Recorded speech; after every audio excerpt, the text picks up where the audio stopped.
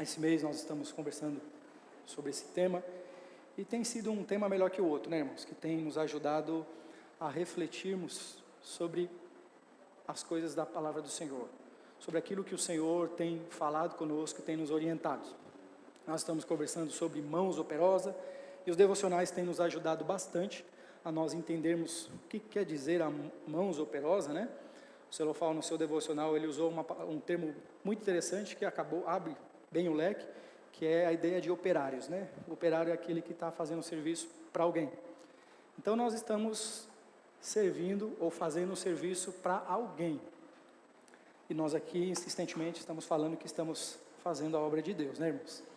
E um coração que ora, um coração que depende de Deus. Esse é o nosso tema, mas hoje eu queria trabalhar com um subtema. Queria falar com vocês sobre o Deus que chama. Nós cantamos aqui pela manhã, ouvimos aqui pela manhã. E o nosso Deus, ele é um Deus pessoal. Ele é um Deus que se revela pessoalmente. Por isso, a ideia de o Deus que chama. Quando nós olhamos para as Escrituras, nós percebemos o Senhor chamando Moisés, chamando Samuel, enfim, chamando homens e mulheres para um propósito.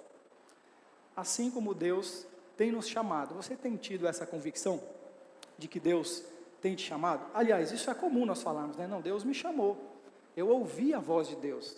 Deus falou comigo. Acredito que todos aqui já devem ter feito esse tipo de declaração. Mas, quando nós olhamos para as Escrituras, irmãos, e percebemos Deus se revelando pessoalmente a uma pessoa, a vida dessa pessoa, ela é totalmente mudada e transformada. Quando alguém diz que Deus falou com ele, ou Deus chamou ele, se a vida dessa pessoa não foi transformada ou mudada, pode ser que o Deus das Escrituras não falou ainda com essa pessoa, porque quando alguém escuta a voz de Deus, ele é chamado individualmente, mas agora ele quer estar fazendo parte da assembleia, ele quer fazer parte do coletivo para servir uma causa. Não servir as minhas vontades, não servir os meus desejos. Nosso Deus é um Deus pessoal. Qual que é o propósito do chamado de Deus? Qual o objetivo? O que ele produz? As pessoas que ouviram a voz de Deus, elas precisam mostrar essa mudança interior dentro dela. E hoje, irmãos, eu queria fazer bastante exercício de leitura com vocês, queria fazer um pano de fundo para eu entrar naquilo que eu quero conversar com vocês nessa manhã a respeito do chamado de Deus. O pastor Silvio até comentou, dizendo que eu havia compartilhado com ele que queria conversar um pouco sobre Esdras, mas eu quero conversar com a igreja sobre Neemias, mas eu queria conversar com a igreja hoje um pouco sobre Esdras e pincelar alguma coisa sobre Neemias, uma história que está lá no Antigo Testamento. O Deus que chama também chamou esse sacerdote, o Esdras, para um propósito, para uma causa. E eu queria conversar com vocês sobre isso, e gostaria de fazer esse percurso, ler alguns textos bíblicos, para que você entenda, quando eu entrar no livro de Esdras, saber o que estava acontecendo ali naquela época. E eu queria compartilhar com vocês um texto que está lá em Hebreus, muito claro. Como nós estamos falando sobre o chamado de Deus, e as Escrituras vai dizer que, de fato, Deus é que nos chama, nós precisamos estar atento para ouvir a sua voz. Por isso que o autor de Hebreus vai dizer que, se hoje você ouvir a voz do Senhor, não endureça o vosso coração. Eu queria ler esse texto com você, porque aqui tem algumas lições muito ricas, muito importantes para nós, que vai reforçar esse conceito do chamado, para que você entenda que Deus te chamou, que Deus te escolheu, não porque você é bonzinho, não porque Ele viu alguma coisa boa em você, mas porque Ele te amou, independente do que eu e você somos. E eu queria ler com vocês, Hebreus capítulo 3, eu pedi para a nossa irmã Jenny colocar aqui uma tradução que eu estou usando na Bíblia hoje, que é a NVT, provavelmente nós usamos a NVI, eu queria ler a NVT, que é a nova versão transformadora, ela é bem prática e de fácil entendimento, tá, irmãos? Eu queria ler com vocês, vamos lá. Portanto,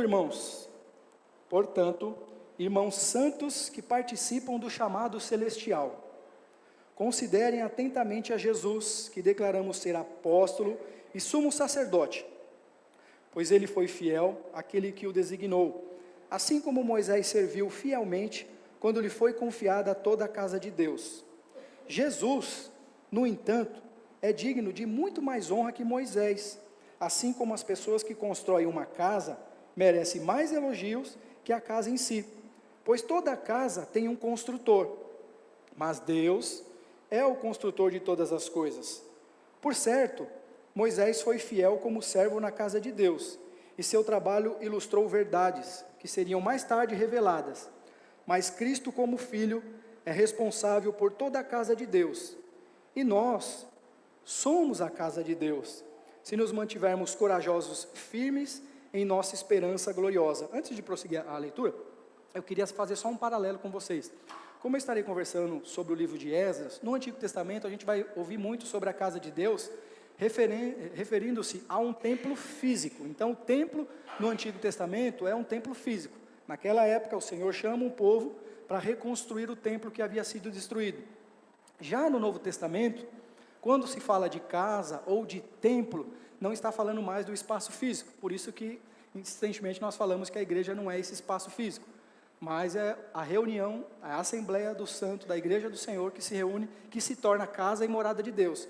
E é exatamente isso que o autor de Hebreus está fazendo, esse contraponto com os irmãos, com a igreja no primeiro século, sobretudo, principalmente com os judeus que tinham conhecimento mais acurado da Torá, da lei, do Antigo Testamento, e está fazendo uma analogia, mostrando que Jesus é maior que o próprio Moisés, que Deus usou para revelar algumas coisas no futuro que viriam. Vamos seguir, versículo 7.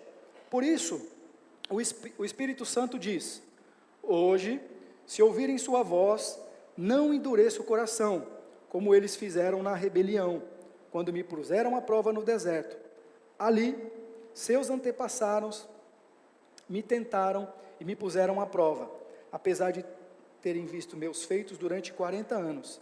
Por isso fiquei irado com aquela geração e disse: seu coração sempre se desvia de mim. Vocês se recusam a andar em meus caminhos, assim jurei em minha ira, jamais entrarão em meu descanso. Portanto, irmãos, o autor está chamando a igreja a atenção, a responsabilidade. Cuidem para que nenhum de vocês tenha o coração perverso e incrédulo que desvia do Deus vivo. Advirtam uns aos outros todos os dias, enquanto ainda é hoje, para que nenhum de vocês seja enganado pelo pecado e fique endurecido. Eu queria parar até aqui nesse texto, e o autor chama a atenção. Primeiro, chamando a responsabilidade da igreja a não permitir que o pecado endureça o coração, ao ponto de nós não ouvirmos mais a voz de Deus. O pecado é um sedutor, irmãos, que se nós não tomarmos cuidado, ele nos endurece, e nós temos muita dificuldade de ouvir a voz do Senhor. O Senhor insistentemente, como no Antigo Testamento, falando com o povo, mas o pecado entorpeceu, endureceu, cegou o povo, e o povo teve muita dificuldade de ouvir a voz do Senhor. Mas que bom, irmãos, que nós podemos contar com a graça de Deus, porque Deus não nos trata como produto descartáveis. Deus, Ele vai atrás da sua ovelha que se desgarrou e a chama novamente para um propósito, para uma obra. Eu e você somos especiais. Você é especial, Edinaldo. Você, Vivi, é especial. Você, Paulo, é especial. Não porque existe algo de bom, mas porque o Senhor te chamou. Que, aliás, as Escrituras vai dizer lá em 1 Coríntios capítulo 1, a partir do versículo 21, que Deus escolheu as coisas vis, desprezíveis, as que não são, para confundir as que são. Paulo vai dizer, olha, é Deus que faz com que vocês estejam firmes em Jesus Cristo. E aí a gente aprende algo, irmãos. Se as Escrituras diz que eu e você eram pessoas desprezíveis, imprestáveis, é natural que no caminho, irmãos, nós vamos ter dificuldade de relacionamento um com o outro. Por isso nós precisamos ter essa consciência, irmãos, que nós estamos nesse processo de construção, de santificação. E aí eu aprendo agora a olhar para o outro e não mais apontar o dedo, mas incentivar, chamar os irmãos a permanecer firmes no Senhor. Versículo 6 de Hebreus: mas Cristo, como Filho, é responsável por toda a casa de Deus, e nós somos a casa de Deus, se nos mantivermos corajosos e firmes em nossa esperança. Se manter corajoso e firme na esperança. Você tem andado firme?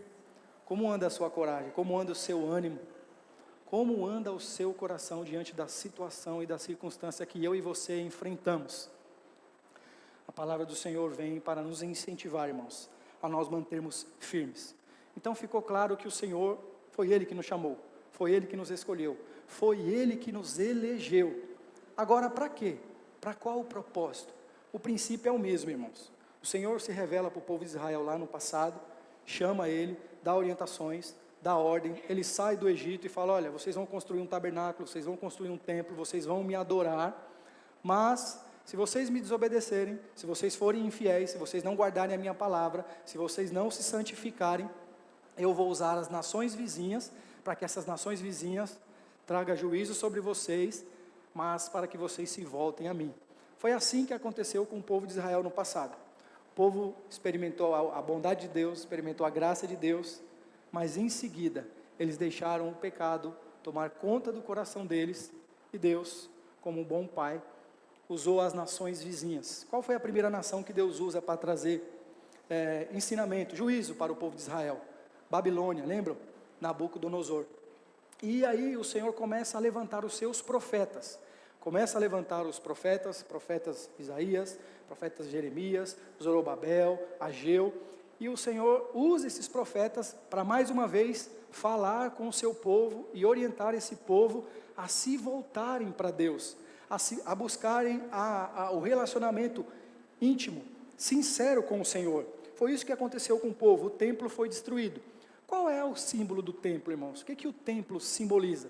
Quando nós olhamos no passado, quando nós conversamos hoje sobre o templo, o que isso significa? Ora, no passado, o templo físico, o povo para se relacionar com Deus, teria que ir até o templo, e lá eles entregavam oferta, adoravam a Deus, tinham um lugar físico. Esse princípio ainda não mudou. Hoje o templo somos nós. Então é nesse templo que é entregue a oferta, a adoração, o meu relacionamento com Deus. E aí surge um ponto de interrogação. Como está o seu templo? Como anda o seu coração? Como anda a sua vida? Por isso nós estamos nesse tema, mãos operosas, estamos nesse trabalho de reconstruir esse templo. O meu templo pessoal, mas também na comunidade, auxiliando irmãos e irmãs, as ovelhas que estão perdidas, se voltarem a Deus e começarem a adorar ao Senhor. Deus nunca se esqueceu de cumprir a sua palavra, nós ouvimos aqui. Embora esqueçamos da sua palavra, Ele não. Deus é fiel, apesar de mim e de você.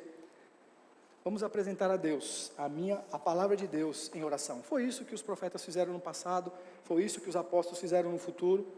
Deus, Ele é soberano, irmãos. Nós temos falado isso aqui constantemente. Nós temos dificuldade de descansar no Senhor, né? É natural. O pecado trouxe essa corrupção em nós. Então, quando nós somos pego de surpresa ou passamos por certo tipo de situações que fogem do controle, vem alguns sentimentos, medo, ansiedade, preocupação, às vezes até a dúvida bate, né, irmãos? E já pensou se Deus tratasse cada um de nós conforme tivesse o nosso coração? Hoje eu estou firme em Deus, estou com fé em Deus, então hoje você está abençoado. Hoje eu estou duvidando, hoje eu estou com medo, então você já não presta mais. O Senhor não trabalha assim com a gente, irmãos. O Senhor vai levantando líderes para um propósito, para nos auxiliar e nos ajudar no nosso tempo de dificuldade, no nosso tempo de angústia. O Senhor, Ele está cumprindo os seus propósitos. Nós estamos falando isso aqui constantemente. Não fique de fora, irmãos. Participe dessa obra, desse prazer que é servir ao Senhor através da comunidade. Irmãos, o Senhor, Ele pode muito bem enviar uma legião de anjos aqui, pregar para nós e falar conosco. O Senhor pode fazer isso. Pode, não pode? Mas Ele resolveu usar pessoas comuns, como eu e você, para se manifestar no meio de uma sociedade tão corrompida, tão pervertida, tão distante do Senhor. Neemias 6,3, quando ele começa a construção, ele sofre oposições. Ele traz uma palavra para os opositores, porque algumas pessoas tentaram chamar ele para bater um papo. Ele falou, olha, agora eu não posso. Eu estou envolvido em uma grande obra. E às vezes, irmãos, nós somos chamados, somos seduzidos para deixarmos a obra de lado e seguirmos a outras vozes. Às vezes, a voz do prazer, a voz do pecado que sempre tenta vir em nossos ouvidos, mas nós precisamos ser firmes e constantes e dizer para nós mesmos: eu não posso ceder, eu estou em uma grande obra. Quem é a voz de Deus? Quem é a voz que tem te chamado? Qual delas você tem ouvido? Que obra é essa? A reconstrução do templo. Jerusalém havia sido destruída, o templo era a prioridade, a vida religiosa e a crença em Deus precisava ser restaurada. Agora nós chegamos lá em Esdras, porque o povo havia desobedecido, Babilônia havia destroçado Jerusalém, o templo, destruído o templo, e agora o povo estava sendo chamado novamente para reconstruir o templo.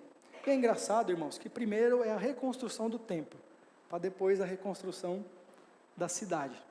Às vezes a gente quer fazer a inversão, né? Primeiro reconstruir a cidade, e aqui cidade, irmãos, é só uma simbologia, uma figura. Às vezes a gente está preocupado com o serviço, com o trabalho, com saúde, e tudo isso é importante, mas o Senhor, insistentemente, Ele nos fala que, Mateus 6,33, a gente lembra desse, né? Busque primeiro o reino de Deus, e a sua justiça, e as demais coisas vos serão acrescentadas. Experimente primeiro, irmãos, mesmo diante de todas as suas adversidades, mesmo diante de todas as dificuldades que você está passando, coloque as suas mãos operosas para o reino, e eu tenho certeza que Deus vai cuidar, como tem cuidado de você. E eu queria ler alguns textos para mostrar para os irmãos. O Senhor levanta Jeremias e Isaías. Esses profetas, irmãos, Isaías, ele profetizou 200 anos antes de surgir um novo rei que iria conquistar o reino de Babilônia. Vocês lembram desse rei? Que depois de Babilônia surge? O Nabucodonosor foi o rei da Babilônia. Babilônia hoje é o atual Iraque. Depois ia surgir um rei persa, que é o rei Ciro. A Pérsia hoje, nos dias atuais, é o Irã, que a gente está ouvindo algumas informações de guerra lá, né? E o Senhor levanta esses profetas, irmãos, 200 anos antes desse rei nascer, o Senhor já levanta Isaías e Jeremias para falar que ia levantar um rei, e esse rei ia fazer com que o povo de Deus voltasse para Jerusalém para reconstruir o templo. Eu queria fazer com vocês essas leituras para entrar em Esdras capítulo 1. Jeremias, capítulo 29, versículo 10. Isaías, Jeremias, eles são contemporâneos, viu, irmãos? Quando o Senhor começa a fazer com que o povo volte para Jerusalém, volta uma pequena leva do povo de Israel, que estava cativo em Babilônia, depois volta uma segunda leva, é nessa segunda leva que Esdras está liderando o povo, e a estimativa é de quase 50 mil pessoas saíram de Babilônia e foram para Jerusalém para a reconstrução do templo. E aí o Senhor levanta Jeremias para animar, e como é bom, né, irmãos, às vezes na caminhada, a gente é acometido por situações e circunstâncias que nos traz desânimo, a gente quer voltar para trás, a gente quer desanimar, mas o Senhor levanta os seus servos para nos animar e nos encorajar. Por isso, irmãos, valorize a liderança que você tem aqui na comuna, valorize o pastor que você tem aqui na comuna. Nós sempre falamos aqui, né, a liderança, o pastor não é melhor do que ninguém, mas eles são pessoas que o Senhor levantou para nos auxiliar, para juntos irmos numa única direção, a direção do reino, a direção dos céus, irmãos. Jeremias 29, 10. Agora a gente vai fazer um exercício de algumas leituras para a gente poder chegar em Esdras para vocês entenderem, tá bom? 29, 10. Assim diz o Senhor: vocês ficarão na Babilônia durante 70 anos. Depois disso, eu virei e cumprirei todas as boas promessas que lhe fiz, e os trarei de volta para casa. Aqui o povo ainda não havia sido cativo por Babilônia, tá, irmãos? O Senhor levanta Jeremias para que o povo tivesse alerta, para que o povo se voltasse para Deus, senão eles iriam ficar cativos em Babilônia. Foi o que aconteceu. Jeremias 51, do 1 ao 5. Assim diz o Senhor: levantarei um vento destruidor contra a Babilônia, e os habitantes daquela terra, estrangeiros, virão para peneirar e soprá-la para longe, como palha virão de todos os lados, para atacá-la no dia da calamidade. Não dei tempo para os arqueiros vestirem suas couraças, nem armarem seus arcos. Não poupe nem mesmo seus melhores soldados. Destruam seu exército completamente. Cairão mortos na terra dos babilônios, feridos em suas ruas. Versículo 5. Pois o Senhor dos exércitos não abandonou Israel, nem Judá. Ele ainda é seu Deus, embora a terra em que vivam esteja cheia de pecado contra o Santo de Israel. O Senhor está dizendo que vai levantar um outro rei, para fazer com que o seu povo fosse abençoado. E no versículo 5 ele diz: o Senhor não abandonou Israel. O Senhor não te abandonou. Foi isso que ele tem falado conosco aqui, né, irmãos? O Senhor não te abandonou. Embora você esteja numa terra contaminada pelo pecado, Deus não te abandonou. Se possível, Deus levanta Círios para te abençoar. Nós vamos ver aqui quem é Ciro, irmãos. Se possível, Deus move o coração do patrão, que às vezes está colocando a sua cabeça no pescoço, está colocando a faca no seu pescoço aí, está para ser mandado embora, está para perder o serviço, está passando por dificuldades. Mas o Senhor, Ele não nos abandonou, irmãos. E Ele cuida de nós. O Senhor não abandonou Israel. Israel aqui, irmãos, tipifica eu e você, que fomos chamados por Deus. Deus não te abandonou. Isaías 44, 24. Volta uns textos atrás aí, irmãos. Isaías foi conhecido como um profeta messiânico, viu, irmãos? Foi o profeta que mais profetizou a respeito da vinda de Jesus, e ele viveu 700 anos antes de Cristo. E ele apontou, falou muito sobre o Messias. E o Senhor levanta Isaías para, mais uma vez, encorajar o seu povo. Isaías 44, 24. Assim diz o Senhor, seu Redentor e Criador: eu sou o Senhor que fiz todas as coisas, sozinho estendi os céus. Quem estava comigo quando criei a terra? Mostro que os falsos profetas são mentirosos, e faço adivinhos parecerem tolos. Faço os sábios errarem suas previsões, assim provo que são insensatos. Mas cumpro as previsões de meus profetas por meio deles. Digo a Jerusalém: este lugar voltará a ser habitado, e as cidades de Judá, vocês serão reconstruídos. Restaurarei todas as suas ruínas. Quando eu falar aos rios, sequem, eles secarão. Quando dizer a respeito de Ciro: ele é meu pastor, ele certamente fará tudo o que eu quiser. Ele dirá: reconstruam Jerusalém e ordenem, restaurem o templo. Versículo 1 de 45. Isto que diz o Senhor a Ciro, seu ungido, cuja mão direita ele fortalecerá diante dele. Reis poderosos ficarão paralisados de medo, e os portões de suas fortalezas se abrirão e nunca mais se fecharão. Assim diz ele: irei à sua frente, Ciro, e tornarei planos os montes, quebrarei os portões de bronze e destruirei as trancas de ferro. Eu lhes darei tesouros escondidos na escuridão, sim, riquezas secretas farei isso, para que saiba que eu sou o Senhor, o Deus de Israel, que chama você pelo nome. Versículo 4, irmãos. Foi por causa de Jacó, meu servo, Israel, meu escolhido, que o chamei para realizar essa tarefa.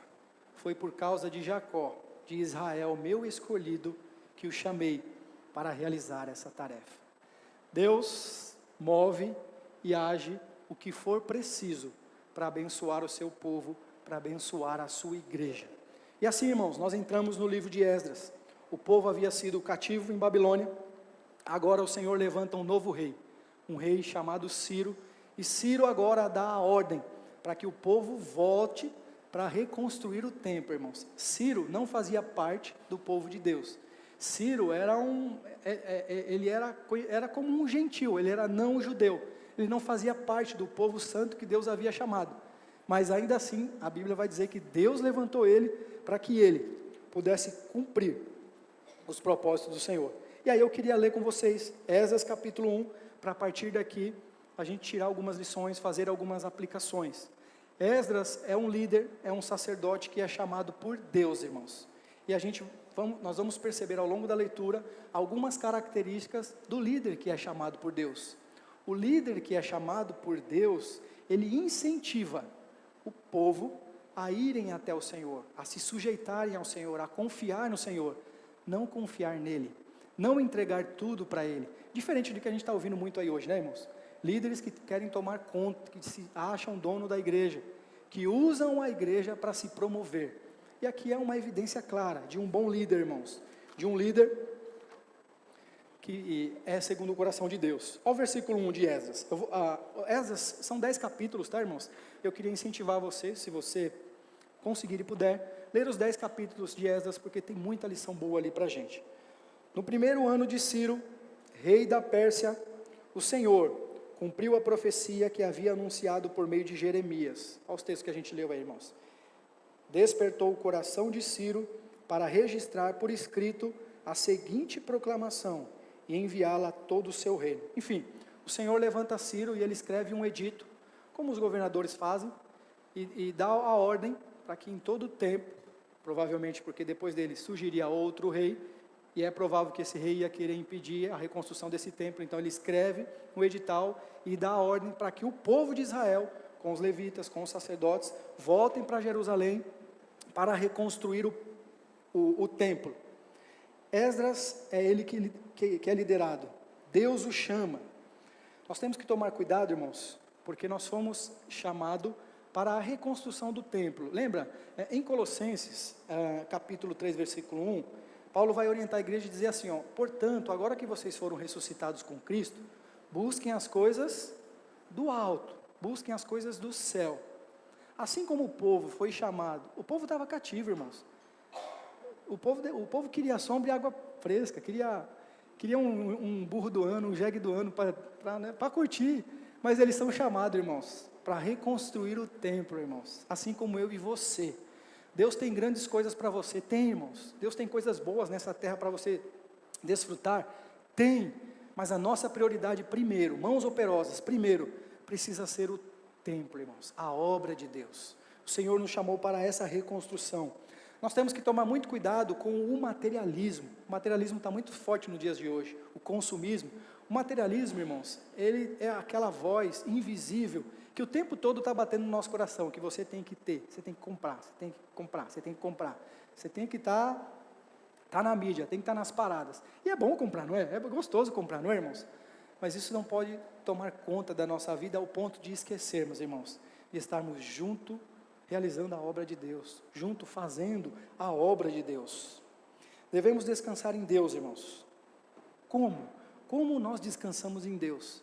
Se a notícia, se a situação, o sentimento eu vou morrer, eu não vou suportar. Como eu devo descansar em Deus, irmãos?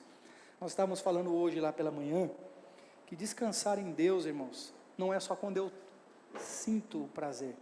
Descansar em Deus às vezes é quando está doendo, quando está machucado. Isso é obediência, irmãos. Nós obedecemos a Deus e nos envolvemos independente daquilo que nós estamos sentindo. E aí nós olhamos, irmãos, quando Esdras incentiva o povo, Esdras, o profeta Zorobabel, incentiva o povo a fazer a obra, chama o povo a ter as mãos operosas, ele usa, que a gente chama de 3 T's, o tempo, o tesouro e o talento. O Senhor levanta Esdras, usado por Deus, incentiva o povo, Deus move o coração dos sacerdotes, move o coração do povo para que o povo pudesse contribuir. E de que maneira que esse povo contribuiu na reconstrução do templo? Tempo, tesouro e talento. Eles aplicaram o seu tempo, mãos operosas, força, braço. Eles aplicaram o seu talento, aquilo que o Senhor deu para cada um de nós. E nós temos falado muito aqui sobre talentos. E o mais importante também, tesouro. Eles contribuíram, eles ofertaram. Você vai ver no primeiro capítulo que eles ofertaram. Por isso a oferta, irmãos, ela é importante, ela faz parte da missão. Ela faz parte da obra que nós estamos realizando aqui em Parque Bristo. Estamos construindo esse templo, invisível, mas é necessário, irmãos, tempo, é necessário talento e é necessário o tesouro. Capítulo 3, a partir do versículo 7, o povo, ele começa a reconstrução do templo. A gente até brinca, né? Quando a gente faz a leitura, você imagina, o povo que estava cativo, 70 anos era a profecia, né? Estavam presos, agora estão desfrutando da liberdade, estão livres. Era só glória misturada com aleluia, né, irmãos? Tem uma palavra que o Fê desenvolveu aí, né, Fê? Glória misturada com aleluia. É para expressar uma felicidade que a gente não sabe nem expressar direito. Então, para nós cristãos do evangeliquez, nós falamos, é glória misturada com aleluia. Eles começaram a reconstruir o templo. Só que, irmãos, eles tiveram oposição, eles tiveram dificuldade. Eu queria ler com vocês, a partir do versículo 7 de Esdras. Olha lá, irmãos, capítulo 3, a partir do versículo 7. O povo começa a reconstruir o templo. Então, contrataram pedreiros e carpinteiros. Olha, irmãos, a necessidade do dinheiro, né? Tem que ter pedreiro, tem que ter carpinteiro, senão a gente não fica bem aqui, né? Não ouve um bom som. Também compraram toras de cedro dos povos de Tiro, de Sidom, lhe pagaram com alimento, vinho, azeite. As toras eram trazidas dos montes do Líbano, vinham pela costa do mar Mediterrâneo até Jope, pois o Ciro, rei da Pérsia, havia permitido que assim se fizesse. Irmão, lendo esse tanto de material que eles compraram para reconstruir o templo, você consegue imaginar o trabalho que eles tiveram para reconstruir o templo? Dá para imaginar, não dá, irmãos? Cortar madeira, fazer um monte de coisa. Isso mostra para nós, irmãos, que fazer a obra de Deus exige trabalho, exige muito serviço braçal. Versículo 8, a construção do templo de Deus começou no segundo mês do segundo ano, depois da chegada a Jerusalém. O grupo de trabalhadores era constituído de todos que haviam regressado do exílio, incluindo Zorobabel, filho de Sealtiel, Jesua, filho de Josadaque, e seus colegas, os sacerdotes, bem como todos os levitas, de 20 anos para cima, foram encarregados de supervisionar a construção do templo do Senhor. Versículo 10, irmãos. Quando os construtores terminaram o alicerce do templo do Senhor, os sacerdotes puseram suas vestes e tomaram seus lugares para tocar as trombetas. Os levitas, descendentes de Asaf, fizeram soar o símbolo para louvar o Senhor, conforme o rei Davi havia prescrito. Com louvores e ações de graça, entoaram este canto ao Senhor. Ele é bom, seu amor por Israel dura para sempre. Então todo o povo louvou ao Senhor em alta voz, pois havia sido lançados os alicerces do templo do Senhor. Muitos dos sacerdotes, dos levitas e dos outros chefes de famílias mais velhos, que tinham visto o primeiro templo, choraram alto quando viram os alicerces do novo templo. Outros tantos, porém, gritavam de alegria. Os gritos alegres e o choro se misturavam num barulho tão forte que se podia ouvir de muito longe. Então, quando eles começaram a construir o templo, uns choraram de tristeza e outros choraram de alegria. Foi um misto de choro e de alegria. E o que isso significa para nós hoje, irmãos? Qual que é a aplicação que a gente pode tirar disso, irmãos?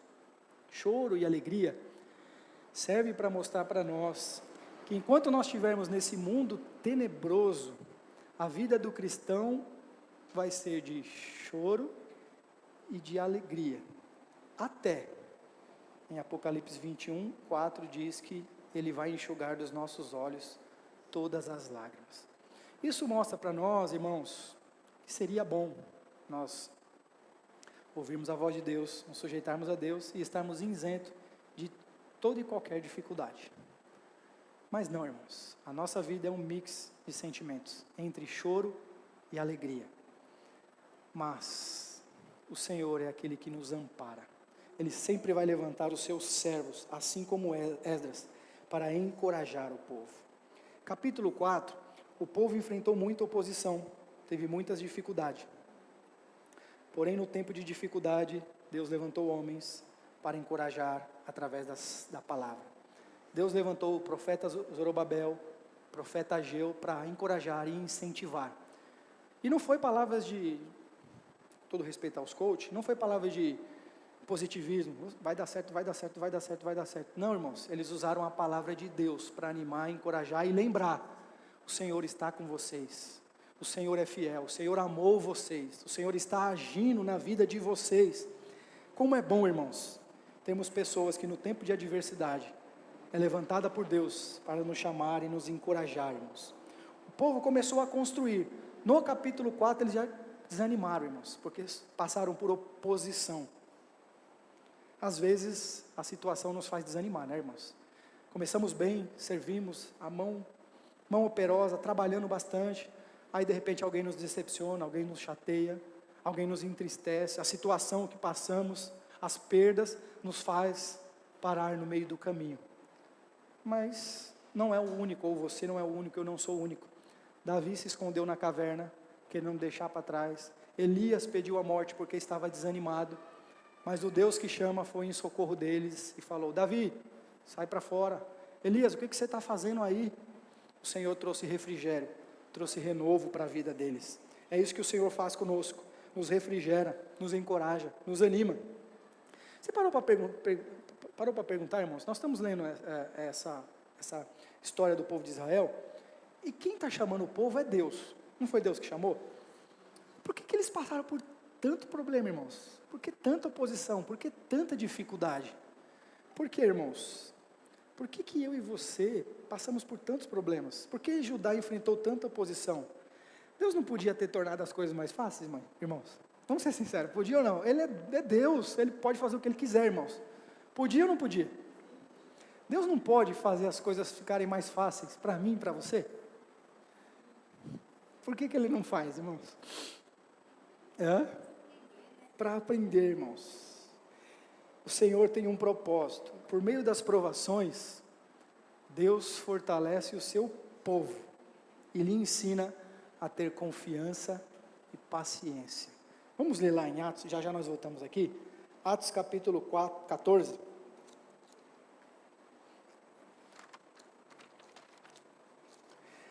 Senhor, está tão difícil, tudo é comigo, né?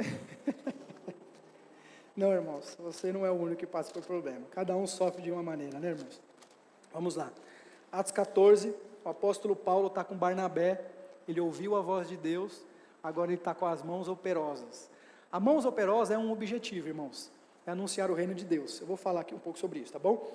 E aí, olha no versículo 14, 20 e 21. Atos 14, vamos ler a partir do versículo 21. Depois de terem anunciado as boas novas em Derbe e feitos muitos discípulos, Paulo e Barnabé voltaram a Listra, Icônio e Antioquia da Pisídia. Esses lugares aqui hoje é a atual Turquia, é a Ásia Menor, tá bom, irmãos?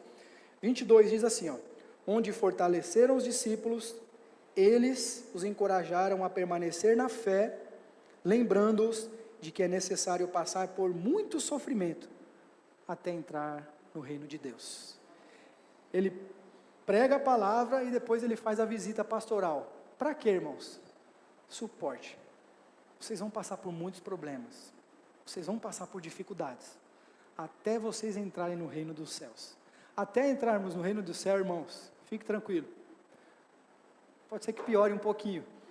Mas Deus vai te fortalecer e te sustentar, irmãos. O Senhor te elegeu, o Senhor te escolheu, é o Senhor que te sustenta. E aí, irmãos, nós precisamos ter essa confiança em Deus. Deus não está trabalhando apenas por nós ou ao redor do seu povo, mas dentro dele. Filipenses 2:13. É Deus que opera em vós, tanto o querer quanto o efetuar. É Deus que faz com que vocês fiquem firmes nele. Como anda o seu coração? Como anda o seu ânimo? Como anda a sua fé?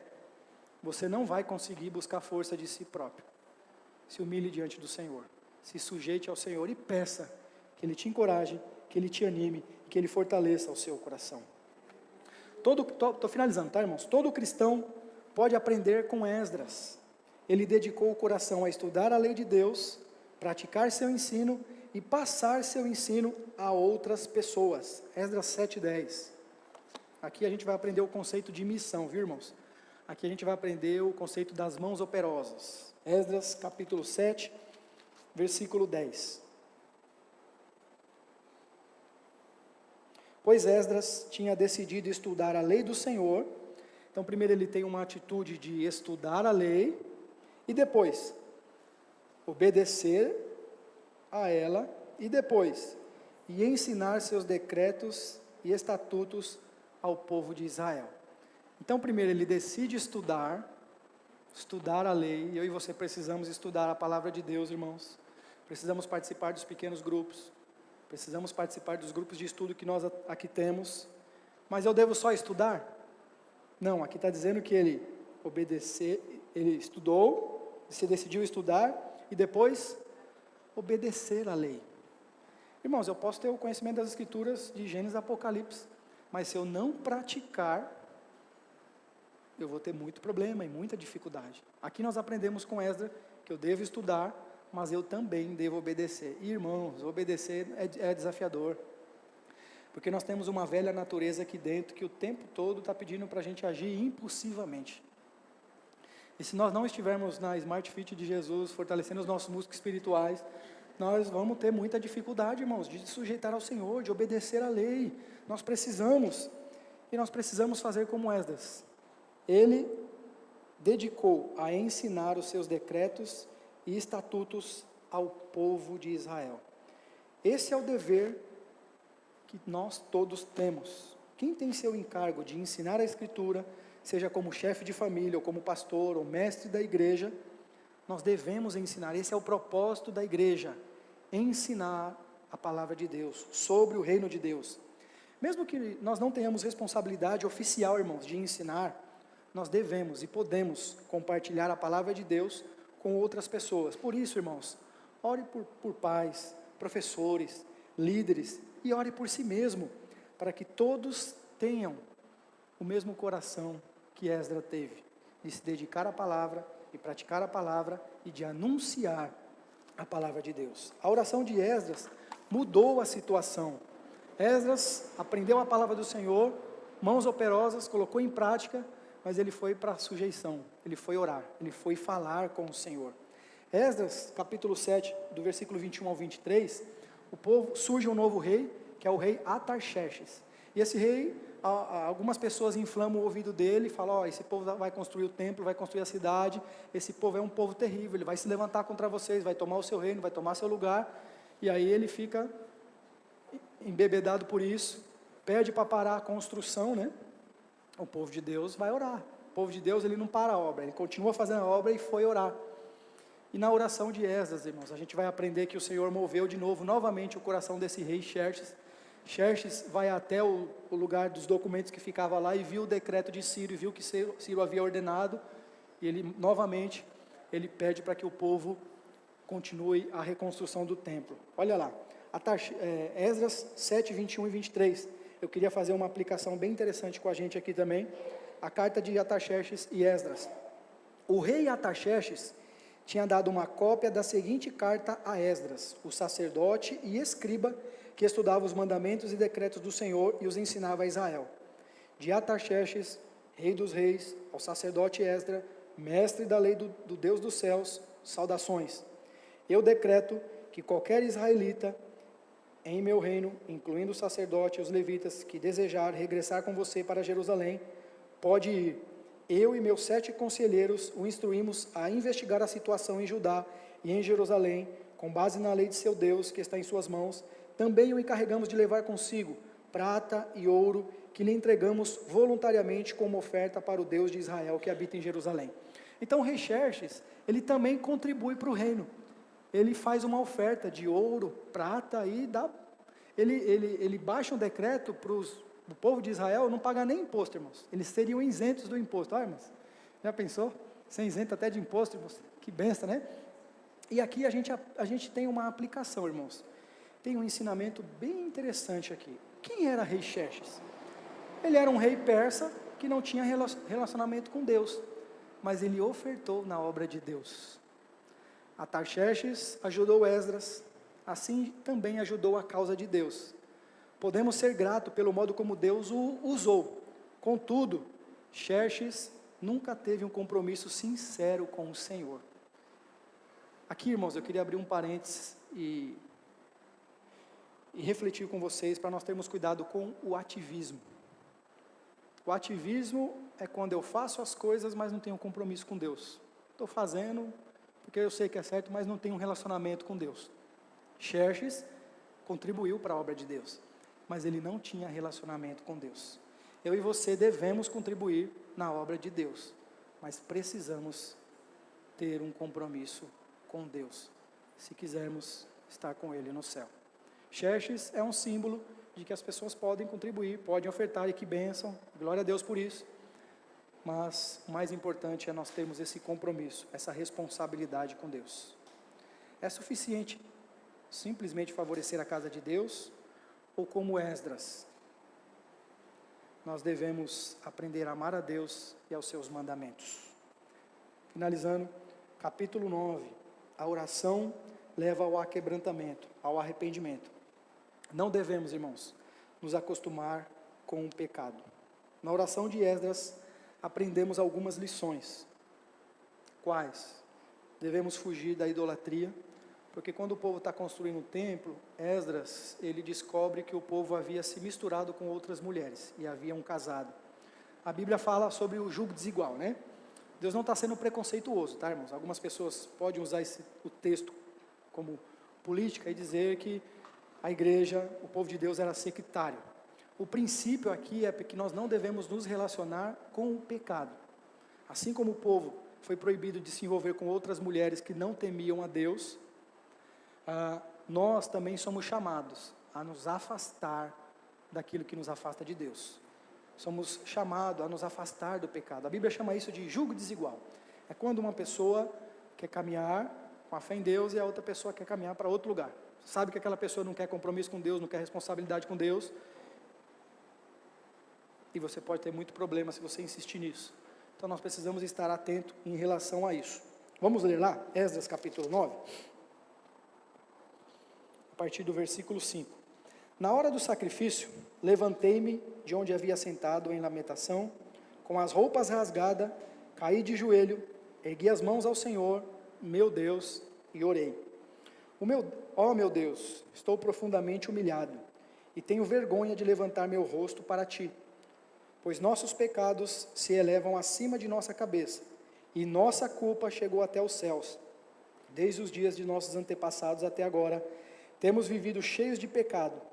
Por isso, nós, nossos reis, nossos sacerdotes, fomos entregues na mão dos reis da terra. Fomos mortos, capturados, roubados e desprezados, como acontece hoje. Agora, porém, a graça do Senhor, nosso Deus, nos foi concedido por um breve momento. Ele permitiu que alguns de nós sobrevivêssemos como remanescente e nos deu segurança neste lugar santo. Nosso Deus iluminou nossos olhos e nos concedeu um pouco de alívio de nossa escravidão. Éramos escravos, mas em seu amor leal, nosso Deus não nos abandonou na escravidão. Irmãos, como é bom saber que Deus não nos abandona.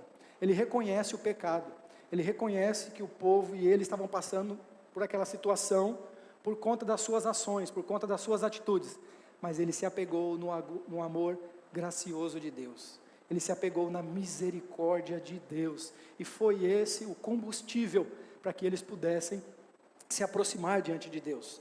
Esdras confessou o pecado como pecado, ele não tentou dar um jeitinho, irmãos, não dá para esconder de Deus, pecado é pecado, não tem jeito. Esdras tratou com sinceridade diante de Deus. Ele sabia que Deus tinha punido a nação muito menos do que merecia. Olha o versículo 13. Tudo o que nos aconteceu é castigo de nossa maldade e de nossa grande culpa. Ainda assim, recebemos um castigo muito menor do que merecíamos, pois tu, nosso Deus, permitiste que algum de nós sobrevivêssemos como um remanescente. Irmãos, Deus tem... todo mundo está condenado ao inferno. Deus tem prova suficiente para mandar todo mundo para o inferno. Mas Ele resolveu graciosamente, misericordiosamente, salvar, chamar. É exatamente isso aqui que Esdras está ensinando para o povo. A graça de Deus foi que alcançou a vida dele. Ele sabia que Deus tinha punido a nação muito menos que merecia. Se conhecermos o nosso coração, irmãos, acharemos difícil reclamar que nossas circunstâncias são injustas. Você já reclamou da sua circunstância, da situação que está passando? Mas se nós fizermos uma autoanálise do nosso coração, não sei de vocês, mas do meu coração, eu sei o que mereço. Quando formos tentados a questionar a bondade de Deus, devemos levar em consideração nossa pecaminosidade e o que ela merece. Nós merecemos muito mais do que nós passamos, irmãos. Mas a graça de Deus, ela nos traz alívio, nos abençoa, nos ajuda. E assim, irmãos, eu quero finalizar isso aqui. Nós só podemos lutar contra o pecado pela graça de Deus. Mãos operosas, coração que ora. Essas mãos operosas nos levam a fazer missões. Tempo, tesouro e talento. E a comuna, graças a Deus, o Senhor tem despertado homens e mulheres aqui para fazer inúmeros trabalhos com um propósito. Sinalizar o reino, sinalizar a Cristo. Se envolva, irmãos. Eu finalizo aqui com essa aplicação prática. Com Esdras, nós aprendemos a importância de líderes levantados por Deus para nos ajudar e auxiliar. Ore pelos líderes dessa comunidade que o Senhor levantou para te ajudar, para te auxiliar. Louve a Deus pela vida deles. Aprendemos sobre dependência de Deus. Esdras dependeu de Deus. E nós devemos aprender a depender de Deus. Esdras se dedicou à leitura da palavra. Ele se sujeitou à palavra. Ele respondeu ao chamado e trabalhou na obra de Deus. Mãos operosa, coração que ora. Que o Senhor nos desperte, assim como despertou, e vai despertar-nos. Os planos de Deus não podem ser frustrados, irmãos. Eu e você não podemos frustrar os planos de Deus. Aquilo que Deus tem prometido para nós, Ele vai cumprir em nós. O Senhor te abençoe, te dê uma semana abençoada, viu? Vamos orar, agradecendo ao Senhor. Eu não sei como é que está o seu coração, como é que está a sua vida.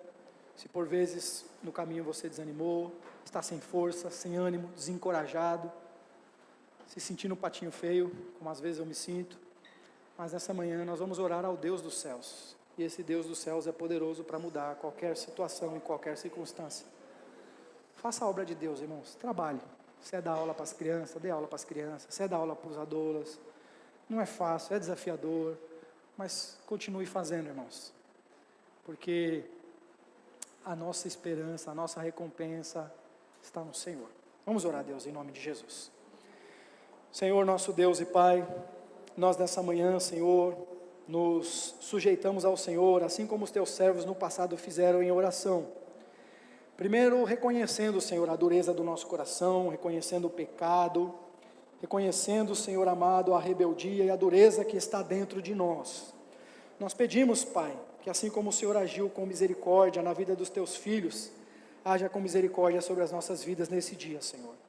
Visite a vida do teu povo que está aqui perto, Senhor, que está acompanhando pelas redes sociais, que irá participar outro dia.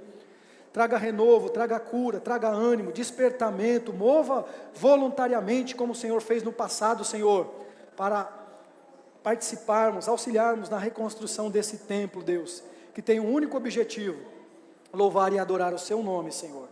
Senhor, nós te adoramos, Senhor. Senhor, nós te bendizemos. Iremos entrar numa semana desafiadora, Senhor. Certamente sofreremos oposições internas, oposições externas. Mas nos ajude, Deus, a nos mantermos fiéis. Dê livramento, Senhor, de morte. Dê saúde a cada um que aqui está. Os nossos irmãos que estão doentes, enfermos, em recuperação. Eu lembro aqui do nosso irmão Erasmo, Senhor. Ajuda, ó Pai. Senhor amado, que essa transferência possa sair logo, que ele seja cuidado. A irmã Gisele, nossa irmã Alessandra, nosso irmão Lucas, Senhor, conforte, fortaleça, sustente a vida deles, ó Deus, nós te pedimos. Ajuda, Senhor, a mantermos os nossos olhos fitos no Senhor, ó Deus. Esse é o meu pedido, essa é a minha oração, Senhor, em nome de Jesus. Amém e amém. E graças a Deus, irmãos.